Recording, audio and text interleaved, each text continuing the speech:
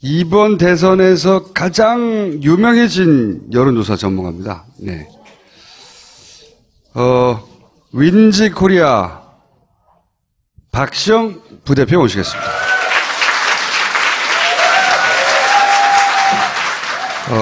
사실은 여론조사 전문가 중에 가장 뭐라고 하는지 주목받던 분입니다.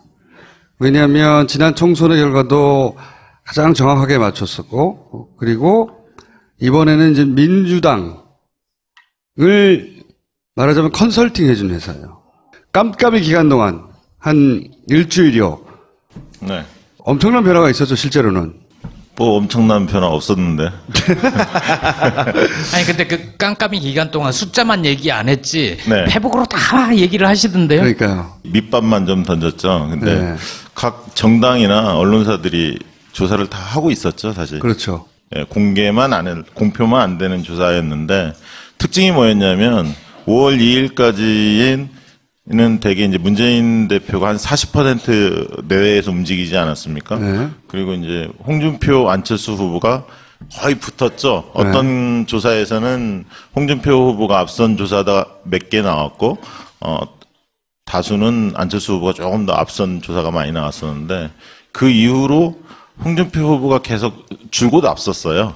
줄곧 앞섰고 안철수 후보는 조금씩 계속 빠졌는데 홍준표 후보도 그 전에 상승세가 좀 꺾였죠. 그러니까 상승폭이 굉장히 완만해지고 그런 원인이 어디에 있을까 봤더니 유승민 후보가 상당히 약진을 했습니다. 그 사이에 깜깜이 기간 동안. 예. 네. 잘 아시겠지만 이제 5월 2일 날 TV 토론이 있었고 그 전날 바른정당 예, 탈당 사태. 탈당 사태가 있었고 그 다음에 또 유담 따님의 문제가 좀 불거지면서 계속 그 언론에 유승민 후보가 조명이 됐었죠. 거의 저도 깜깜이 기간 동안 몇 개 기간 숫자를 보긴 봤는데 두 자리 숫자까지 거의 네, 올라갔어요. 그렇죠. 평소에 한 4% 정도의 지지율을 보이다가 8%, 9%까지 올라갑니다. 막 쫙 올라가는 게 보였고 그 사이에 이제 심상정 후보도 8에서 9%를 계속 유지를 했었는데 두 사람 다 두 자릿수를 돌파하나 마나 뭐 이런. 네, 그렇죠.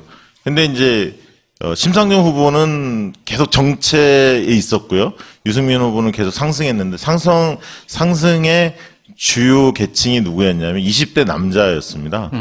그러니까 우리가 여론조사를 해보면 아마 통계표들을 다 보셨을 텐데 60대하고 20대의 부동층이 제일 많았습니다.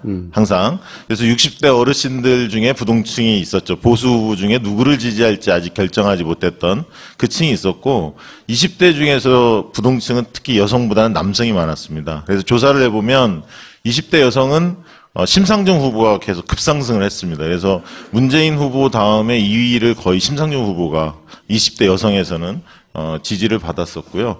남성에서는 2위가 안철수 후보였는데 문재인 후보가 20대 여성에 비해서 남성이 급격하게 하락했었습니다. 왜냐하면 TV 토론 영향으로 20대 남성들이 상당히 부동층으로 확 빠지면서 문재인 여성가족부. 예, 그 발언도 있었죠. 그 발언 때문에 예, 있었고 뭐 일부는 뭐 여성 고용 할당제 뭐 이 얘기도 합니다만 그러나 이제 인터뷰들을 해보면 그 중에 이제 20대 부동층들은 그 안보 보수층의 성향을 좀 띄었어요. 그래서 사드 문제나 이런 부분에 대한 찬성 의견들이 굉장히 강했고요. 그 층들이 유승민 후보 지지로 많이 옮겨갔었습니다. 그리고 그 층들은 공공일자리 81만 개보다는 4차 산업혁명 안철수 후보의 주장에 대해서 좀 더 호의적으로 느꼈던 층들이었거든요. 그래서 이제 그러면서 이제 유승민 후보가 딱 올라오면서 또 영남에서 대구 경북에서 서울에서 좀 유승민 후보가 뜨니까 그 언론이 조명하니까 대구 경북에서 숨죽였던 약간 그 새로운 보수의 길을 선호했던 층들이 목소리를 못 내다가 유승민 후보가 조명이 되니까 대구 경북에서도 유승민 후보의 지지율이 좀씩 오릅니다. 그러면서 홍준표 후보의 상승세를 좀 막았죠. 이제 그런 기간이 한 일주일 간 거예요, 사실은. 일주일 갔고, 그 사이 안철수 후보는 15%, 16%까지 쭉 빠집니다, 지지율이. 13%, 4%까지 빠진 것도 봤어요. 아, 그래요? 네. 저는 못 봤던 조사인데. 네. 그래서 15%가 넘지 못하나? 뭐 이런. 네. 왜냐하면 보통 이제 ARS, 리얼미터나 이런 데들이 ARS 조사를 해보면 안철수 후보는 거의 16%에 계속 머물러 있었어요. 네.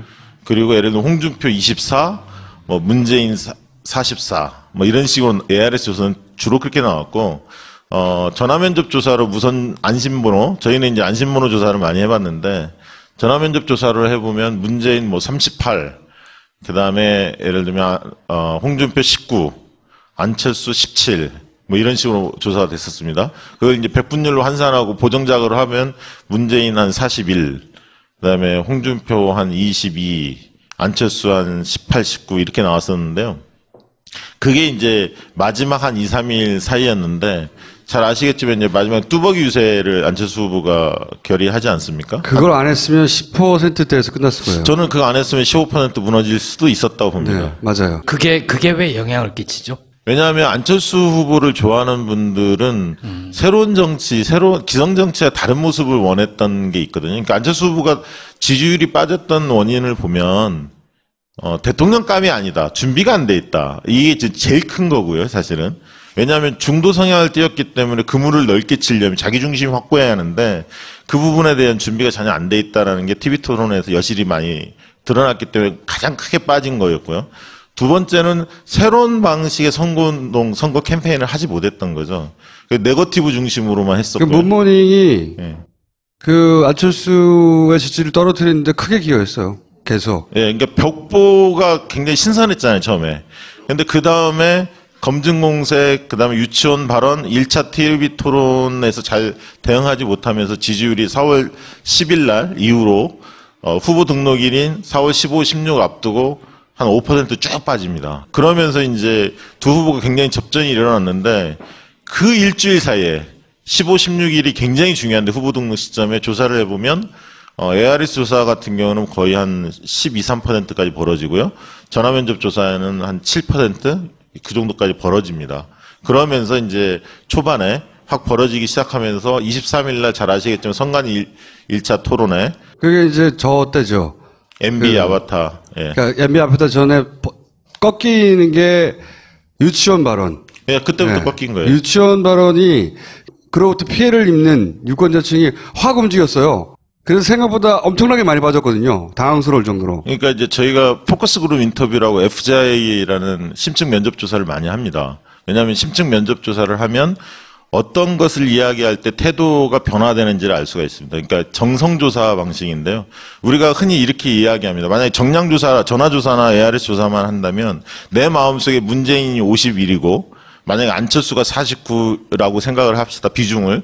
그럼 나는 51대 49로 문재인을 좋아해요. 그러면 전화조사에 누구를 지지하십니까 하면 그분도 똑같이 한 표에 문재인을 지지한다고 이야기할 겁니다. 51대 49인데 어떤 사람은 80대 20으로 문재인이 80이고 안철수가 20이에요. 그런 사람은 예를 들면 거의 변할 가능성이 없잖아요. 예를 들면. 그러나 51대 49에 있는 사람은 약간만 다른 얘기나 아니 다른 소스를 들으면 언제든지 태도가 바뀔 수 있는 사람들이거든요. 근데 이제 그 당시에 안철수 후보 진영의 가장 큰 아킬레스건은 뭐였냐면 40석이라는 그 미니 정당 후보였다는 겁니다. 그것을 문재인 캠프가 정확히 째고 들어간 거죠. 그러니까 째고 들어갔죠. 예, 40석으로 무슨 국정 운영을 맡을 수 있냐 불안하다 이 컨셉을 계속 이야기를 했었고 대구 경북에서는 박지원 상황론 이게 이제 막 번져 나가는 시점입니다. 그 당시가 그게 막 번져 나가면서 이제 유치원 발언이 터졌고 부인 채용 의혹들이 터지면서 왜냐하면 안철수 후보를 좋아했던 분들은 깨끗해서 정직해서 이게 1번이에요. 지지 이후에. 근데 그런 측면에서 네거티브 공세들이 오면서 약간 덧칠이 됐고 그 이미지가 훼손됐고 그다음에 이제 유치원 발언을 보면서 아 준비가 덜 됐구나. 그런데 1차 TV 토론에서 굉장히 경색된 표정을 보여줬죠. 여유가 없고 이제 그러면서 그 당시에 이제 만 하더라도 그 안철수 후보가 맞짱 토론 이야기도 하지 않았습니까? 문재인 후보한테 그런 시점입니다. 그거 했으면 큰일 날 뻔했어요. 네. 1차 토론 본 다음에 이제 그 얘기 없어졌죠, 사실은. 원래 지지율이 빠질 때 한 번 정도 맞는 거는 조금 내려갔다가 충격을 흡수하고 다시 올라갈 수 있는데 이 연타로 맞은 거란 말이죠. 예. 연타로 계속 맞았는데 두 번째 그러니까 이제 유치원 발언 이후에 그 부인이 보좌관들에게 사적인 심부름을 시켰다. 이거에 대해서 부인이 캠프를 통해서 사과하고 안철수 후보는 부인과 같은 마음이다. 요 워딩으로 그냥 치고 나갔어요. 그렇죠. 부인이 끝까지. 사과했잖아. 네, 이미 사과했다고. 그거는 사회생활한 성인들은 한 번쯤은 직관적으로 겪는 일이거든요. 그래서 그게 뭔지 알아요. 캠프가 그보다 훨씬 적극적으로, 후보가 적극적으로 대응을 했었어야 되는데, 국민의당 캠프는 내가 말했잖아. 옛날 민주당 못할 때 버전이라고. 그런 일이 있을 때마다 제대로 대응을 한 적이 한 번도 없어요, 사실은. 네. 굉장히 적극적으로 확 끊어버렸어야 되는데, 그때 사람들이 많이 실망했어요. 네. 실망했죠.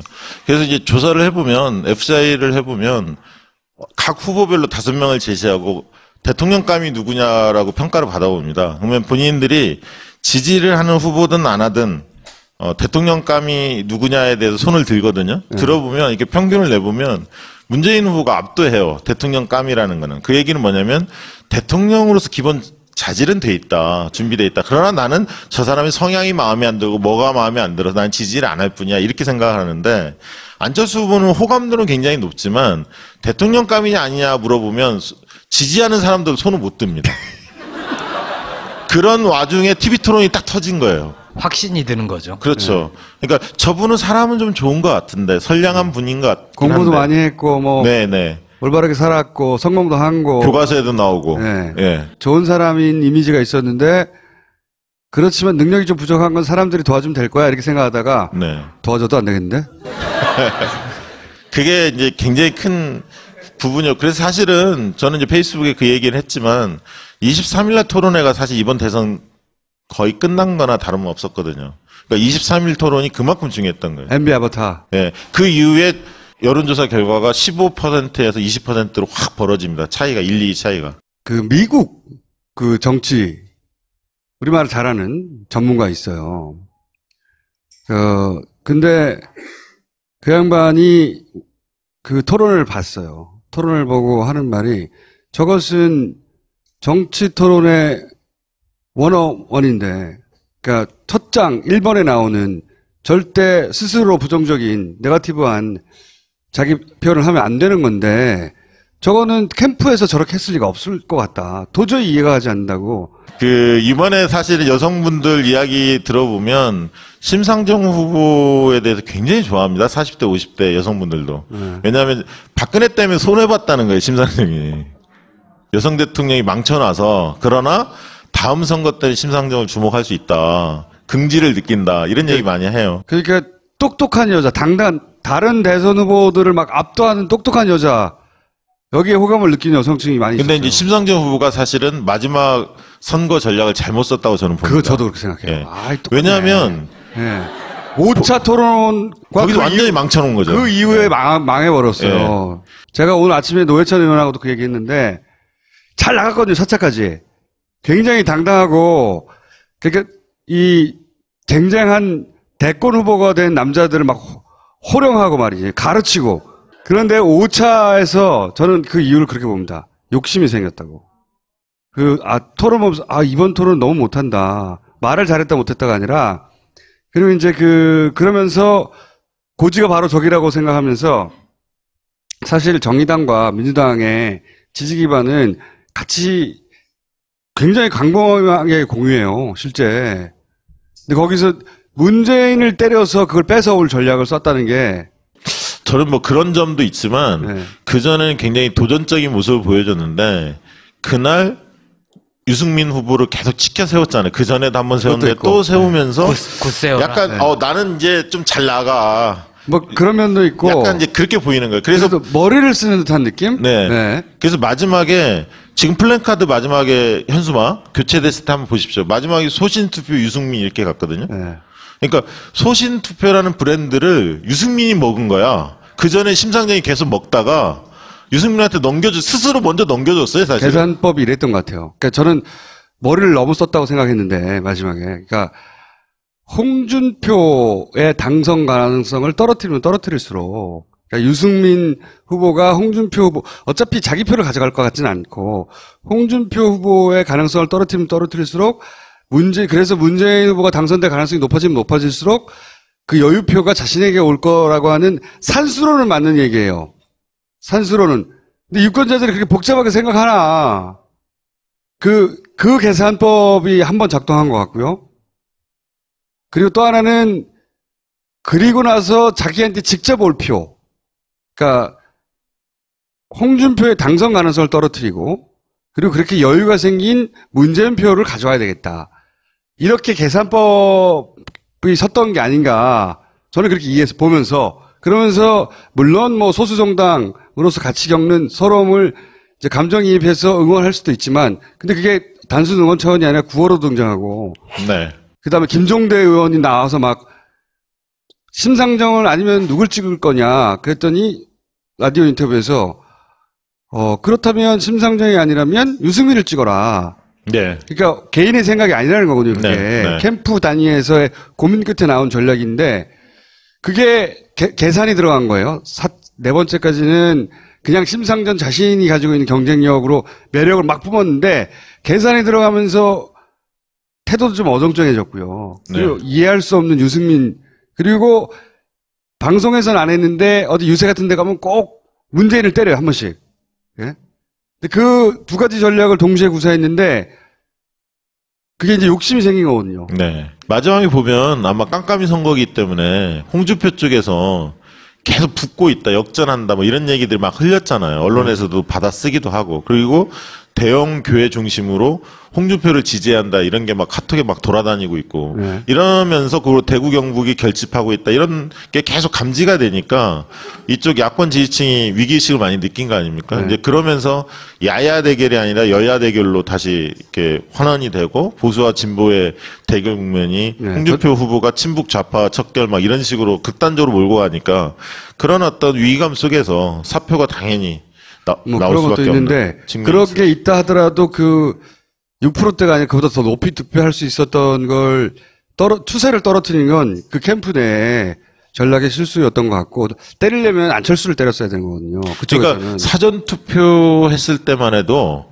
심상정 후보가 저희가 해봤는데 전화조사 해봤더니 상당히 사전 투표에서 지지율이 높았습니다. 네. 왜냐하면 20, 30대가 많이 했기 때문에. 그러나 이제 본투표 때는 굉장히 떨어진 거죠. 지지율 자체. 그 민주당 쪽에서 사전투표 25% 네. 전략을 썼잖아요. 그게 네. 실제로 나중에 본투표에서 자유한국당으로 결집하게 하는 그런 요인은 없었나요? 그 상관성은 아직 뭐 정확하게 데이터가 나온 게 아니어서 분석하기는 어렵습니다만 실제로 이제 그건 분석이 가능하죠. 사전투표 26% 중에 실제 4, 5일 날밖에 할 수 없어서 9일날 못해서 한 사람은 한 절반 정도 된다고 이야기합니다. 아마 여기서 사전투표 하는 분도 많이 있었을 거예요. 빨리 투표하고 싶어서 했던 거거든. 아니, 그리고 그것도 민주당 있고, 쪽에서 독려를 했잖아요. 네, 독려도 했고요. 어떤 분은, 제 아는 분은 그 얘기도 하더라고. 본인이 5일날 이후에 내가 무슨 병고가 생길지도 모른다. 교통사고 날 수도 있다. 나 오늘 무조건 해야 한다. 문재인 분- 지지자들이 많이 했어요. 그때. 네. 그런데 이제 출구조사 했던 업체들 이야기를 들어보면 굉장히 이번에 마치기 어려운 환경이었거든요. 그렇죠. 그리고 아마, 저희 개표 방송에서 출구조사 뭐 41.4%인가요? 이렇게 이제 발표가 되니까 저거는 분명히 사전투표율을 배제하고 한 거기 때문에 더 올라가지 않을까. 문재인 후보 지지층들은 그런 걸 많이 생각했지 않습니까? 근데 이제, 출구조사 하는 업체들은 사전투표 했던 사람들 대상으로 이렇게 전국민 전화 여론조사를 해봅니다. 해보는데 그것을 바로 그 본투표하고 적용할 거냐에 대한 심각한 딜레마가 있어요. 왜냐하면 조사 방식이 다르기 때문에. 네. 출구조사는 행동을 한 사람을 대상으로 조사하잖아. 투표 행위를 한 사람을 대상으로 조사하는 거고 여론조사라는 거는 자기가 희망사항이잖아요. 앞으로 예측이잖아요. 내가 어떻게 누구를 지지할 것이라는 예측이기 때문에 여기에서 오차가 충분히 생길 수 있거든요. 그렇죠. 왜냐하면 투표장 가서 마음 바꾸는 사람도 예. 많거든요. 그 뭐 물론 이제 심층 출구조사의 내용을 보면 선거일 당일날도 뭐 13, 15%가 당일날 뭐 바꿨다, 자기는 결정했다 이렇게까지 응답을 하는 걸 보면 물론 이제 그걸 액면 그대로 믿을 수는 없습니다, 사실은. 그렇지만 어쨌든 부동층이 이번에 굉장히 컸던 선거 중에 하나였던 것 같습니다. 끝까지. 그랬는데 출구조사 했던 이번에 업체들이 적용했던 방식은 9일날 투표 출구조사를 하면서 연령별로 투표 성향이 나오지 않습니까? 20대는 문재인 후보를 몇 프로 지지하더라. 요걸 가지고 선관위로부터 사전투표 때 성, 연령, 지역에 대한 데이터를 받아서 그거를 적용한 겁니다, 그냥. 이번 방식은. 그래서 예를 들면 군대 부재자 투표도 굉장히 많잖아요. 거의 한 4, 50만 명 되지 않습니까? 경찰까지 합치면. 이것도 이제 대부분 20대 남성이기 때문에 20대 남성의 평균 투표 성향을 가지고 군 부재자의 투표 성향도 추정해서 보정하는 겁니다. 그런 걸로 지금 굉장히 정확하게 나왔어요, 이번에. 네. 그래서 이번에 이제 출구조사가 정확하다는 거는 이제 두 가지 측면을 보는데, 개별 후보자들의 득표율이 정확했느냐, 이게 첫 번째고요. 1, 2 간의 득표율 차이, 이게 정확하냐, 이게 이제 두 가지 측면을 같이 보는데, 이번 출구조사는 두 가지 다 굉장히 적중률이 높았습니다. 굉장히 높았어요. 저도 맞추기 어려울 거라고 생각했거든요. 변수가 너무 많고, 네. 마지막 날 변하는 사람도 많고, 특히, 안철수, 깜깜이 기간 동안 안철수 후보는 하락세였고, 굉장히. 홍준표 후보는 상승세였고, 게다가. 상승세는 아니었는데. 상승하다 꺾였죠. 꺾였죠. 예. 꺾였죠. 예. 근데 그 기간 동안 또 유승민 후보가 막 두 자릿수로 막 올라가기도 하고, 심상정 후보도 막 9% 가까이 나오고, 이러다가 안철수 후보가 막판에 많이 올라온 거예요. 20몇 프로는. 네. 6% 정도, 꺼졌다가 6% 정도 올라왔는데 그 사이에 있었던 일이 뚜벅이밖에 없어요. 또 하나 변수는 저거였던 것 같아요. 홍준표, 제가 이제 항상 하는 말이지만, 홍준표니까 여기까지 온 거고, 홍준표기 때문에 여기까지밖에 못 오는 거야. 딱 맞는 말이거든요. TK가 결집하려고 할 때, 어느 순간, 홍준표 후보 본인이 뱉었던 말들, 본인이 질렀던 이야기들이 되돌아와서 보수가 겹치를 했어요, 실제. 갈 데가 없었던 거야. 그 결집한 갈 데가 없는 사람들이 안철수한테 네. 표를 나눠줬어요. 그러니까 이 자유한국당은 마지막 그 투표 동료를 막 하고 조직을 돌려서 안철수한테 표를 준 거예요. 그렇게 바라보면 네. 그 안철수 후보는 자유한국당에 고마워해야 되는 거예요.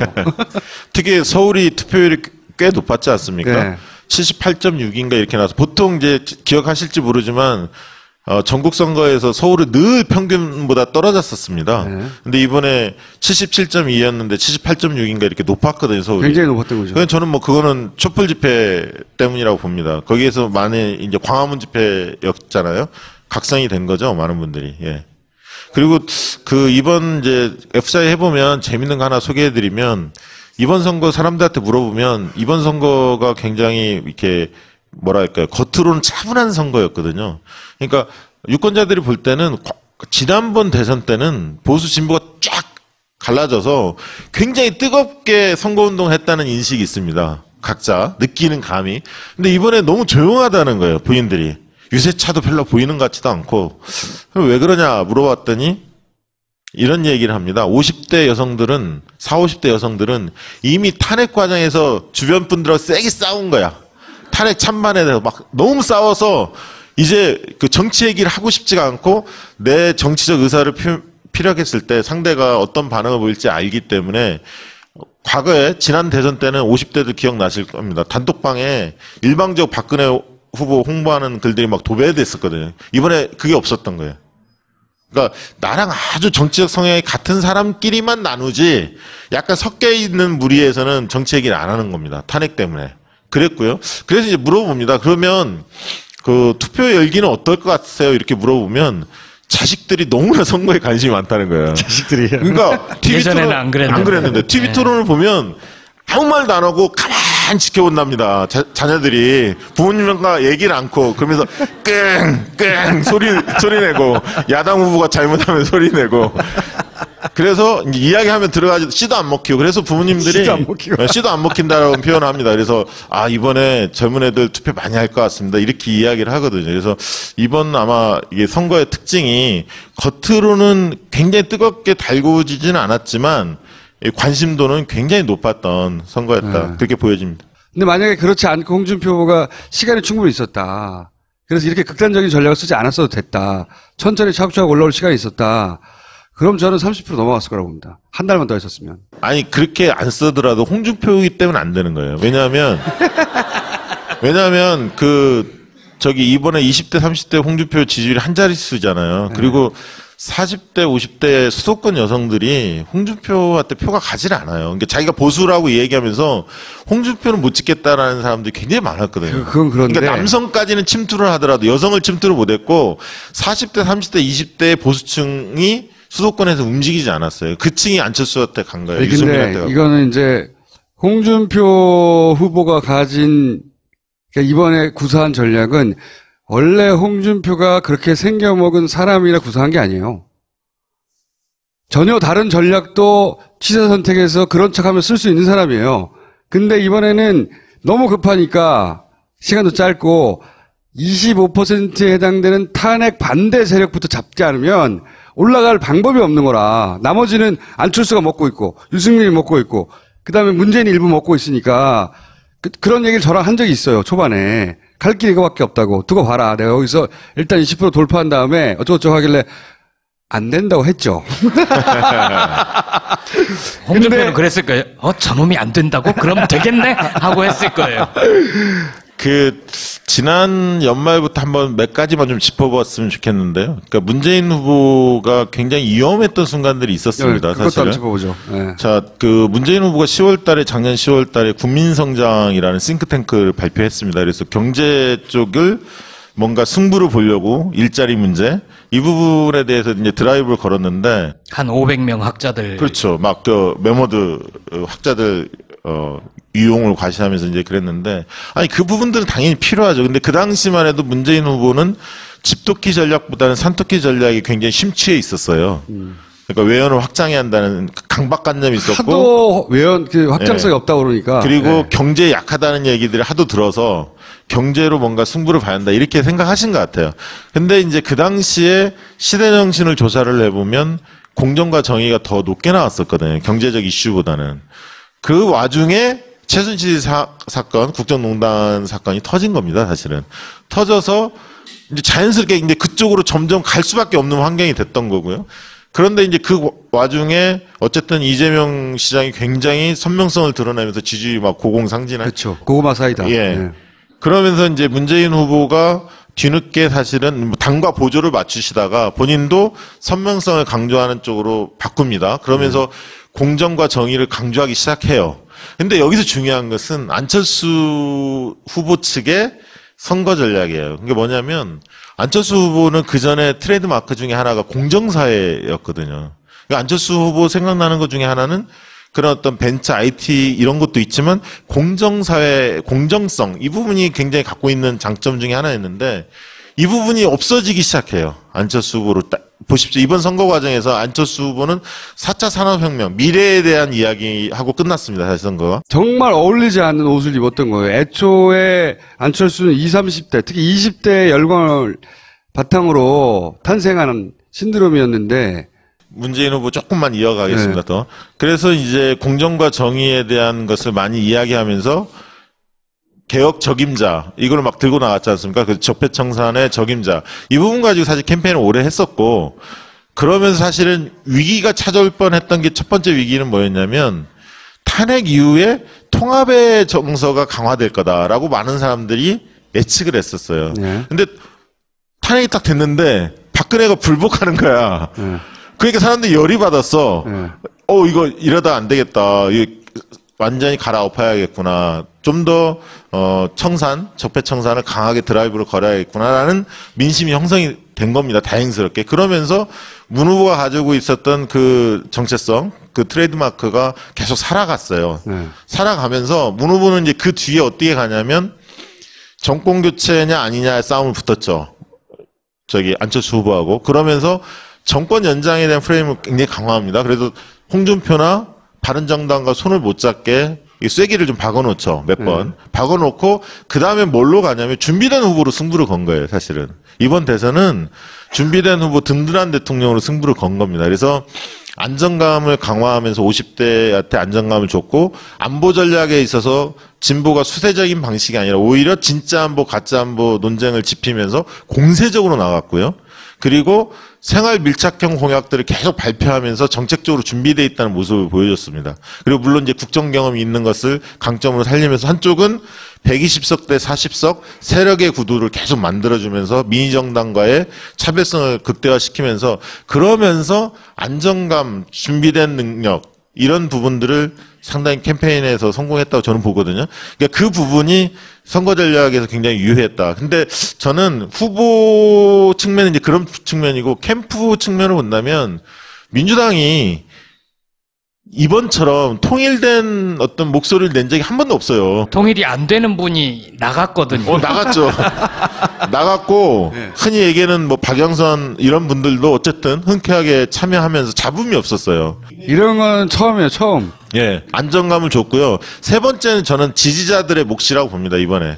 정말 지지자들이 네거티브 아니면 무슨 막말 여러 가지 안 좋은 사태가 일어날 때 팍 키보드 쳐갖고 검색어 끌어내리고 다른 거 올리고 뭐 보니까 이번에 그 문용식 그러니까, 위원장이 한방 뭐 또 했잖아요. 예. 그것도 홍준표 장인 뭐 이거 올리고 그래서 지지자들의 공이 굉장히 컸다 이번 선거는 그런 생각이 듭니다. 자, 깜깜이 기간은 그랬고, 그럼 변곡점.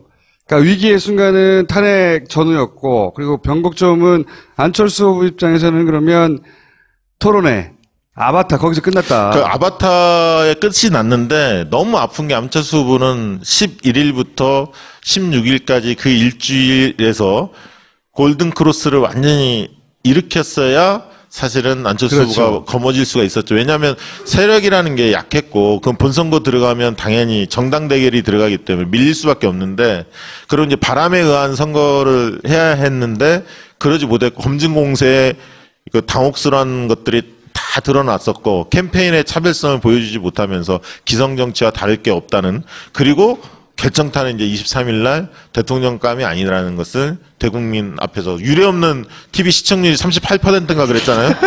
그러니까 그게 다 드러나니까. 아니, 안철수 지지자들 만나고 보면 그때 FJ 해봤거든요. 그러니까 지지 강도 확 떨어지는 거예요. 그날 그리고 그 갑철수 MB 아바타 얘기만 나온 게 아니에요. 그날은 수미 쌍관이었어요, 완전히. 그것도 했고, 그 다음에 이제 당시 문재인 후보가 이제 황당해하며 자꾸 나한테 그러냐고. 그럴 때 그러면 제가 MB 아바타 아닌 거 확인해 주시는 거죠? 이것도 상상지 못했던 한 방울 더 쳐주시는 막.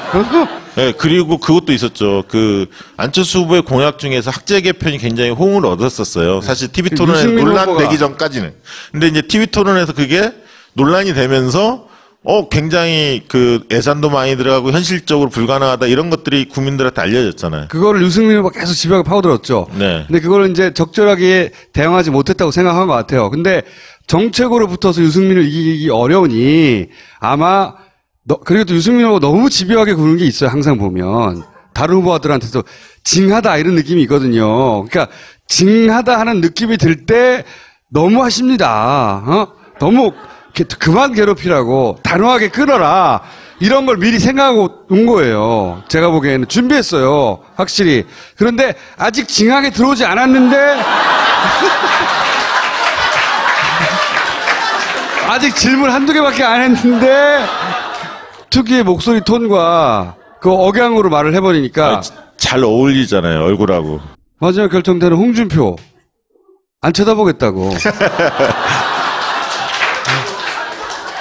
안 쳐다보겠다고 한 거를 홍준표가 그만 내버려둘 사람이 아니잖아요. 조잡하게 막 그러면서 거기서 세기를 박아버렸거든요. 아니 근데 그 다음날 뭐 종편에 나갔었는데 종편 패널 중에는 그날 안철수가 누가 봐도 제일 못했잖아요. 근데 그날도 문재인 후보를 지적을 하더라고. 무조건 문재인을 지적하게 돼 있는. 이 깜깜이 선거 기간에 문재인 후보도 한 2% 정도는 하락을 했었어요. 맞아요. 그래서 이제 전화조사해 보면 안심번호 이런 걸로 해보면 37에서 39 이 정도가 나왔고 그게 이제 판단 유보층인 부동표를 백분율로 환산하면 39에서 41 뭐 이 정도였거든요. 그래서 막판에 이완된 게 맞아요, 지지. 네. 그게 실질적으로 아까 20대 같은 경우도 많이 떠났죠. 그래서 50대는 오히려 확실히 우위를 점했지 않습니까? 이번에 이제 나온 거 보니까 10% 정도 2위와 홍준표와 격차를 보였는데 50대에서는 20대는 보셨으면 알겠지만 30대에 비해서 득표율이 굉장히 낮습니다. 47인가 아마 그럴 거예요. 30대가 52인가 뭐 이러는데. 그래서 20대를 잘 볼 필요가 있다. 왜냐면 20대가 다음에는 30대가 되거든요. 20대 네. 후반 30대가 되는데 이분들이 늘 야권표다 이렇게 예전에는 생각했으나 네. 네. 이제는 치밀하게 준비하고 왜 그분들이 그렇게 생각하실까? 신보수층이 생겼어요. 예. 그리고 그러니까 뭐랄까요. 어떤 의미에서는 박근혜, 이명박 시절의 10대를 겪어 그 시절에 형성된 기본적인 안보관을 가진 20대층이 처음으로 나타난 거예요. 이 30대층은 생각해 보시면 김대중 노무현 혹은 노무현 끝자락에 걸쳐 있는 사람이라면 지금의 20대는 지난 10년간 겪은 거라고는 이명박과 박근혜밖에 없는 거예요. 그리고 20대가 된 안보가 보수적인 거예요. 이 20대는. 안보 이슈에 관해서. 네.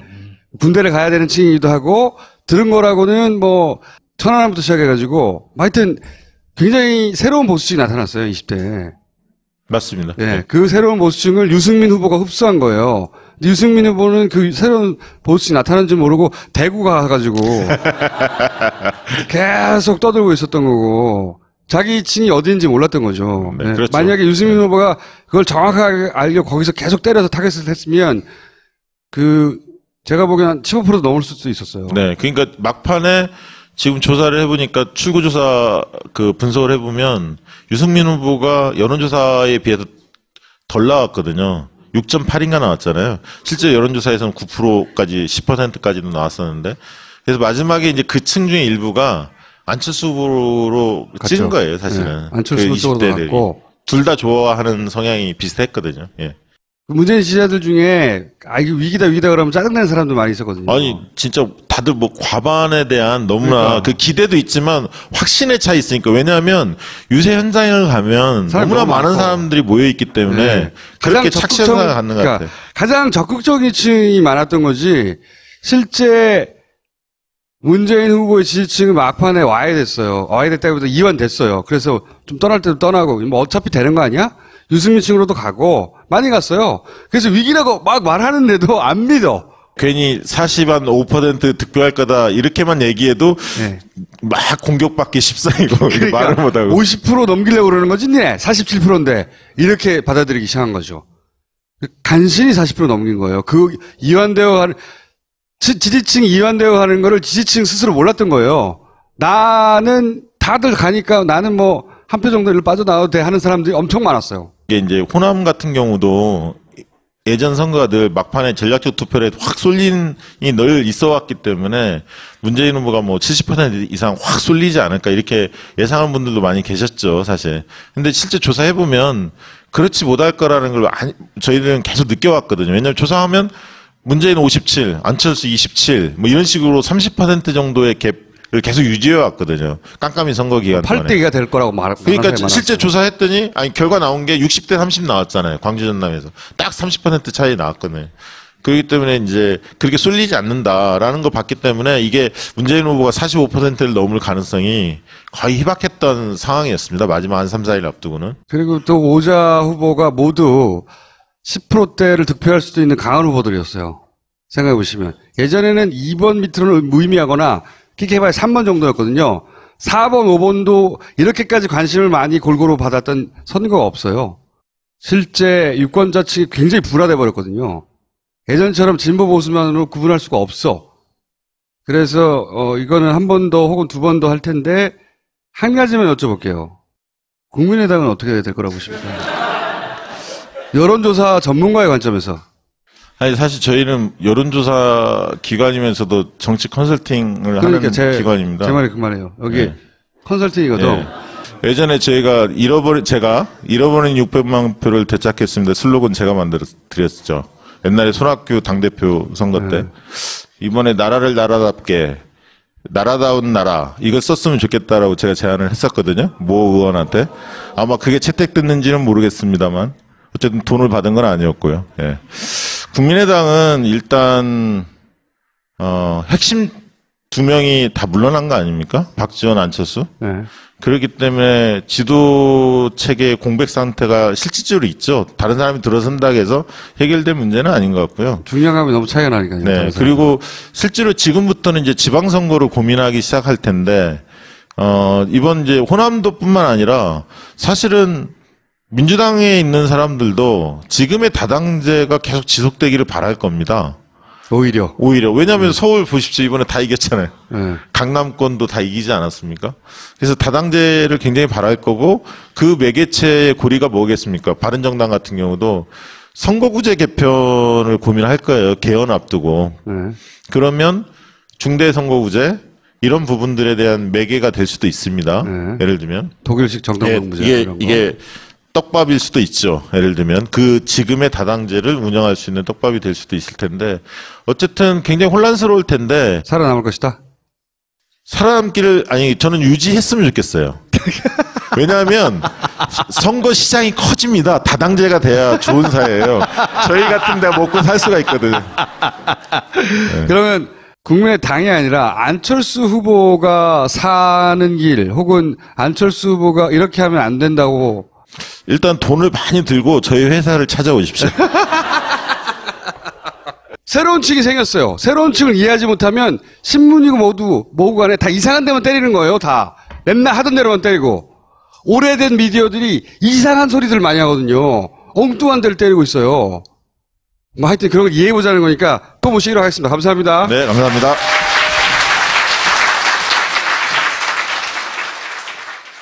이보시오. 마카 좀 갖다 주시오. 이거 보세요. 여기는 한국입니다. 마카는 페루에 가야 있으니까 그냥 푹 쉬세요. 뭐라고? 페루비안 네이처 코리아의 마고 마카를 모른다고? 아니, 이게 무슨 소리야? 페루를 대표하는 슈퍼푸드 마카. 이제 국내에서도 100%로 드실 수 있습니다. 딴지마켓에서 파는 마고 마카 남녀노소 모두에게 줬어. 모닝똥? 제겐 사치였죠. 내가 토끼인지 토끼똥이 나인지 내가 변을 본 것인지 변을 당한 것인지 나는 바나나이고 싶다. 간혹 구렁이이고도 싶다. 아 큰일 났네. 이거 이러면 다 죽어. 미궁 장사랑 빅동의 추억 미궁 장사랑이 찾아드립니다. 혈중 콜레스테롤 개선과 배변 활동에 도움을 주는 건강기능식품입니다. 딴지마켓에서 만나세요. 이번 대선에서 가장 유명해진 여론조사 전문가입니다. 네.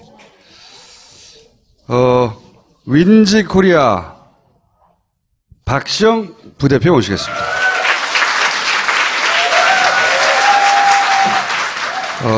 사실은 여론조사 전문가 중에 가장 뭐라고 하는지 주목받던 분입니다.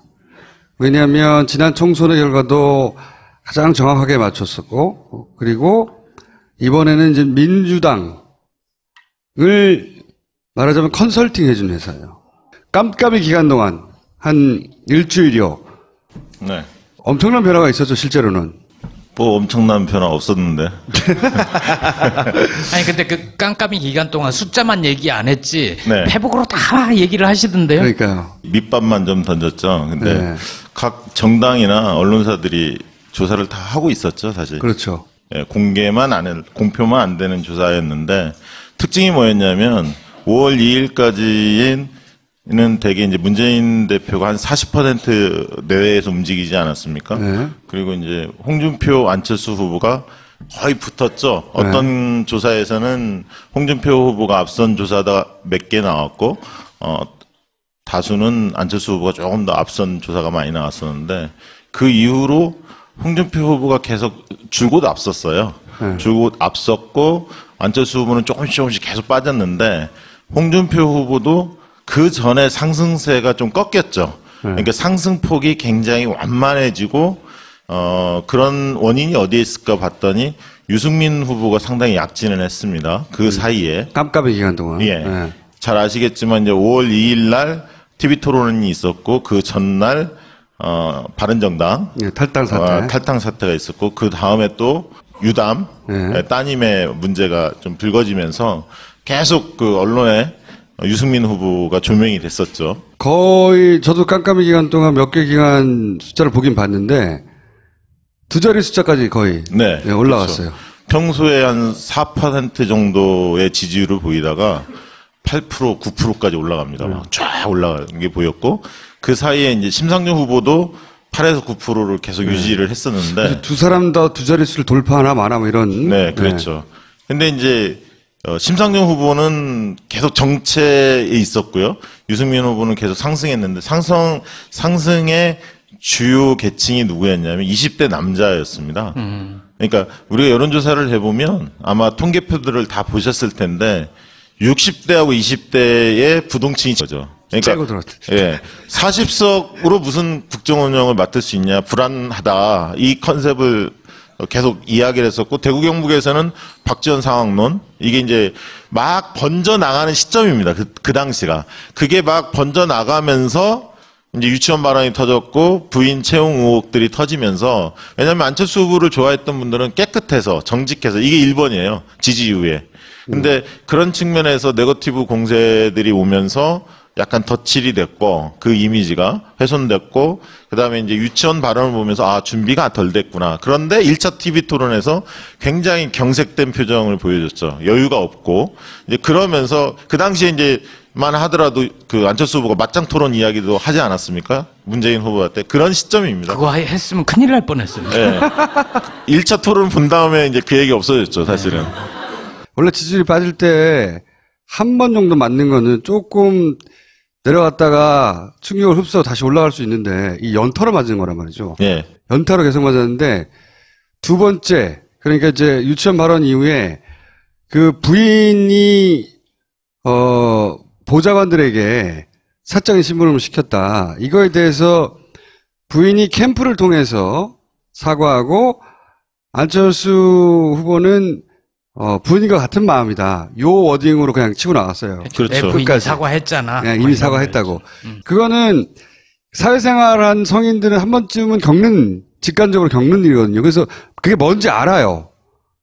캠프가 그보다 훨씬 적극적으로, 후보가 적극적으로 대응을 했었어야 되는데, 국민의당 캠프는 내가 말했잖아. 옛날 민주당 못할 때 버전이라고. 그런 일이 있을 때마다 제대로 대응을 한 적이 한 번도 없어요, 사실은. 네. 굉장히 적극적으로 확 끊어버렸어야 되는데, 그때 사람들이 많이 실망했어요. 네. 실망했죠. 그래서 이제 조사를 해보면, FCI를 해보면, 각 후보별로 5명을 제시하고, 대통령감이 누구냐라고 평가를 받아봅니다. 그러면 본인들이 지지를 하는 후보든 안 하든 대통령감이 누구냐에 대해서 손을 들거든요. 들어보면 이렇게 평균을 내보면 문재인 후보가 압도해요. 대통령감이라는 거는. 그 얘기는 뭐냐면 대통령으로서 기본 자질은 돼 있다. 준비돼 있다. 그러나 나는 저 사람의 성향이 마음에 안 들고 뭐가 마음에 안 들어서 난 지지를 안 할 뿐이야. 이렇게 생각하는데 안철수 후보는 호감도는 굉장히 높지만 대통령감이냐 아니냐 물어보면 지지하는 사람들 손을 못 듭니다. 그런 와중에 TV 토론이 딱 터진 거예요. 확신이 드는 거죠. 그렇죠. 그러니까 저분은 사람은 좀 좋은 것 같은데 선량한 분인 것 같긴 공부도 한데. 많이 했고 뭐 네네. 올바르게 살았고 성공도 한 거. 교과서에도 나오고. 네. 예. 좋은 사람인 이미지가 있었는데 그렇지만 능력이 좀 부족한 건 사람들이 도와주면 될 거야 이렇게 생각하다가 네. 도와줘도 안 되겠는데? 그게 이제 굉장히 큰 부분이요. 그래서 사실은 저는 이제 페이스북에 그 얘기를 했지만 23일날 토론회가 사실 이번 대선 거의 끝난 거나 다름없었거든요. 그러니까 23일 토론이 그만큼 중요했던 거예요. MB 아바타. 예. 그 이후에 여론조사 결과가 15%에서 20%로 확 벌어집니다. 차이가 1, 2 차이가. 그 미국 그 정치 우리말을 잘하는 전문가 있어요. 근데 그 양반이 그 토론을 봤어요. 토론을 보고 하는 말이 저것은 정치 토론의 101인데, 그러니까 첫 장 1번에 나오는 절대 스스로 부정적인 네거티브한 자기 표현을 하면 안 되는 건데 저거는 캠프에서 저렇게 했을 리가 없을 것 같다. 도저히 이해가 가지 않는다고. 이번에 사실 여성분들 이야기 들어보면 심상정 후보에 대해서 굉장히 좋아합니다. 40대, 50대 여성분들도. 왜냐하면 박근혜 때문에 손해봤다는 거예요, 심상정이. 여성 대통령이 망쳐놔서. 그러나 다음 선거 때 심상정을 주목할 수 있다. 긍지를 느낀다. 이런 얘기 많이 해요. 그러니까 똑똑한 여자, 다른 대선 후보들을 막 압도하는 똑똑한 여자. 여기에 호감을 느끼는 여성층이 많이 있어요. 근데 이제 심상정 후보가 사실은 마지막 선거 전략을 잘못 썼다고 저는 봅니다. 그거 저도 그렇게 생각해요. 예. 아이, 왜냐하면 5차 토론과 거기서 완전히 망쳐놓은 거죠. 그 이후에 예. 망해버렸어요. 제가 오늘 아침에 노회찬 의원하고도 그 얘기했는데 잘 나갔거든요. 4차까지. 굉장히 당당하고 그러니까 이 쟁쟁한 대권 후보가 된 남자들을 막 호령하고 말이지. 가르치고. 그런데 5차에서 저는 그 이유를 그렇게 봅니다. 욕심이 생겼다고. 토론 보면서, 이번 토론 너무 못한다. 말을 잘했다 못했다가 아니라 그리고 이제 그러면서 고지가 바로 저기라고 생각하면서 사실 정의당과 민주당의 지지 기반은 같이 굉장히 광범위하게 공유해요, 실제. 근데 거기서 문재인을 때려서 그걸 뺏어올 전략을 썼다는 게 저는 뭐 그런 점도 있지만 네. 그전에는 굉장히 도전적인 모습을 보여줬는데 그날 유승민 후보를 계속 치켜 세웠잖아요. 그전에도 한번 세웠는데 또 세우면서 굳세요. 약간 나는 이제 좀 잘 나가. 뭐 그런 면도 있고 약간 이제 그렇게 보이는 거예요. 그래서 머리를 쓰는 듯한 느낌? 네. 그래서 마지막에 지금 플랜카드 마지막에 현수막 제일 많았습니다. 항상. 그래서 60대 어르신들 중에 부동층이 있었죠. 보수 후보 중에 누구를 지지할지 아직 결정하지 못했던 그 층이 있었고 20대 중에서 부동층은 특히 여성보다는 남성이 많았습니다. 그래서 조사를 해보면 20대 여성은 심상정 후보가 계속 급상승을 했습니다. 그래서 문재인 후보 다음에 2위를 거의 심상정 후보가 20대 여성에서는 지지를 받았었고요. 남성에서는 2위가 안철수 후보였는데 문재인 후보가 20대 여성에 비해서 남성이 급격하게 하락했었습니다. 왜냐하면 TV토론 영향으로 20대 남성들이 상당히 부동층으로 확 빠지면서 문재인 여성가족부 예, 그 발언도 있었죠. 그 발언 때문에 예, 있었고 뭐 일부는 뭐 여성 고용 할당제 뭐 이 얘기도 합니다만 그러나 이제 인터뷰들을 해보면 그 중에 이제 20대 부동층들은 안보 보수층의 성향을 좀 띄었어요. 그래서 사드 문제나 이런 부분에 대한 찬성 의견들이 굉장히 강했고요. 그 층들이 유승민 후보 지지로 많이 옮겨갔었습니다. 그리고 그 층들은 공공일자리 81만 개보다는 4차 산업혁명 안철수 후보의 주장에 대해서 좀 더 호의적으로 느꼈던 층들이었거든요. 그래서 이제 그러면서 이제 유승민 후보가 딱 올라오면서 또 영남에서 대구 경북에서 서울에서 좀 유승민 후보가 뜨니까 그 언론이 조명하니까 대구 경북에서 숨죽였던 약간 그 새로운 보수의 길을 선호했던 층들이 목소리를 못 내다가 유승민 후보가 조명이 되니까 대구 경북에서도 유승민 후보의 지지율이 좀씩 오릅니다. 그러면서 홍준표 후보의 상승세를 좀 막았죠. 이제 그런 기간이 한 일주일 간 거예요, 사실은. 일주일 갔고, 그 사이에 안철수 후보는 15%, 16%까지 쭉 빠집니다, 지지율이. 13%, 4%까지 빠진 것도 봤어요. 아, 그래요? 네. 저는 못 봤던 조사인데. 네. 그래서 15%가 넘지 못하나? 뭐 이런. 네. 왜냐하면 보통 이제 ARS, 리얼미터나 이런 데들이 ARS 조사를 해보면, 안철수 후보는 거의 16%에 계속 머물러 있었어요. 네. 그리고 예를 들면 홍준표 24, 뭐 문재인 44, 뭐 이런 식으로 ARS 조사는 주로 그렇게 나왔고, 전화면접 조사로 우선 안심번호, 저희는 이제 안심번호 조사를 많이 해봤는데, 전화면접 조사를 해보면 문재인 뭐 38, 그 다음에 예를 들면, 홍준표 19, 안철수 17, 뭐 이런 식으로 조사가 됐었습니다. 그걸 이제 백분율로 환산하고 보정작으로 하면 문재인 한 41, 그 다음에 홍준표 한 22, 안철수 한 18, 19 이렇게 나왔었는데요. 그게 이제 마지막 한 2, 3일 사이였는데 잘 아시겠지만 이제 마지막 뚜벅이 유세를 안철수 후보가 결의하지 않습니까? 그걸 안 했으면 10%대에서 끝났을 거예요. 저는 그거 안 했으면 15% 무너질 수도 있었다고 봅니다. 네, 맞아요. 그게 왜 영향을 끼치죠? 왜냐하면 안철수 후보를 좋아하는 분들은 새로운 정치, 기성 정치와 다른 모습을 원했던 게 있거든요. 그러니까 안철수 후보가 지지율이 빠졌던 원인을 보면 대통령감이 아니다. 준비가 안 돼 있다. 이게 제일 큰 거고요, 사실은. 왜냐하면 중도 성향을 띄었기 때문에 그물을 넓게 치려면 자기중심 확보해야 하는데 그 부분에 대한 준비가 전혀 안 돼 있다라는 게 TV토론에서 여실히 많이 드러났기 때문에 가장 크게 빠진 거였고요. 두 번째는 새로운 방식의 선거운동, 선거 캠페인을 하지 못했던 거죠. 네거티브 중심으로만 했었고요. 문모닝이 예. 안철수의 지지를 떨어뜨리는데 크게 기여했어요. 계속. 예, 그러니까 벽보가 굉장히 신선했잖아요, 처음에. 근데 그 다음에 검증공색, 그 다음에 유치원 발언, 1차 TV 토론에서 잘 대응하지 못하면서 지지율이 4월 10일 날 이후로 후보 등록일인 4월 15, 16 앞두고 한 5% 쭉 빠집니다. 그러면서 이제 두 후보가 굉장히 접전이 일어났는데 그 일주일 사이에 15, 16일이 굉장히 중요한데 후보 등록 시점에 조사를 해보면 ARS 조사 같은 경우는 거의 한 12, 13%까지 벌어지고요.